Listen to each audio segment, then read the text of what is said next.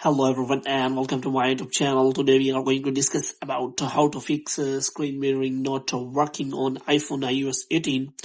So if you want to use the screen mirroring, so how you can fix that. So first of all, I will tell you what is the screen mirroring. Basically, it is a feature which allows you to copy your screen and see the same screen on a bigger screen like MacBook or TV.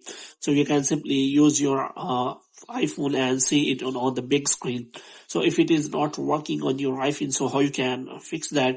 For this, what you have to do, you have to simply watch this video completely. So without wasting any time, let's start the video. So first of all, what you have to do, you have to simply make sure that your both devices are connected to the same Wi-Fi. So you have to make sure about that. So you have to simply check some necessary settings. So the first setting is you have to check whether your device is compatible or not. If your device is not compatible with the screen mirroring, then you won't be able to use screen mirroring on your device.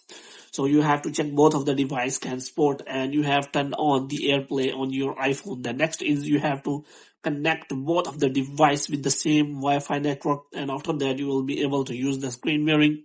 And after that you have to click on Control Center and you have to select the screen mirroring option, and after that you have to search for the device you want to connect as a screen mirroring. So the next thing you have to do is you have to simply turn on AirPlay and you have to check whether your AirPlay is working properly or not. If your screen mirroring is having an error, there may be option that your AirPlay is not working. And the next thing you have to do is you have to check your TV or MacBook you want to connect also supports the screen mirroring. And the next thing is you can simply stop mirroring by simply clicking on Control Center mirroring icon. So in this way you can simply use screen mirroring on iPhone iOS 18 without any problem. So hope you have liked this video. If you get more videos like these, you can subscribe our channel.